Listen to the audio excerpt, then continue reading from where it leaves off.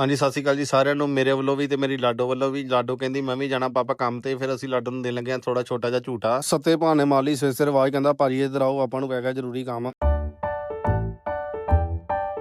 Motor ਨੂੰ ਲਾ ਕੇ ਨੰਗੇ ਜੋੜ ਤੇ ਸੱਤਾ ਵੀਰ ਹੋ ਗਿਆ ਖੁਸ਼, ਕਹਿੰਦਾ ਮੋਟਰ ਗਈ ਚੱਲ। ਕੰਮ ਕਰਕੇ ਹੋ ਗਏ ਵੇਲੇ, ਫਿਰ ਅਸੀਂ ਖੇਡੀ ਲਿਡੋ। ਹਰ ਵਾਰ ਦੀ ਤਰ੍ਹਾਂ ਇਸ ਵਾਰ ਵੀ ਜਿੱਤਿਆ ਮੈਂ ਤੇ ਮੈਡਮ ਹੋ ਗਈ ਪੂਰੀ ਖੁਸ਼। ਮੋਟਰਸਾਈਕਲ ਦੇ ਵਿੱਚ ਹੋ ਗਿਆ ਜੀ ਤੇਲ ਖਤਮ, ਫਿਰ ਅਸੀਂ ਪਵਾਇਆ ਤੇਲ ਪਾਉਣ ਤੋਂ ਬਾਅਦ ਫਿਰ ਅਸੀਂ ਅਗੇ ਹਾਲ ਬਾਜ਼ਾਰ ਸਾਊਂਡ ਵਾਲਿਆਂ ਕੋਲ, ਇੱਥੋਂ ਲਵਾਂਗੇ ਏਸੀ ਦੀ ਡੀਲ ਹੋ ਗਈ ਡਨ। ਤੇ ਫਿਰ ਇੱਧਰ ਲੱਗਾ ਸੀ ਆਰਸੀਬੀ ਤੇ ਪੰਜਾਬ ਦਾ ਮੈਚ।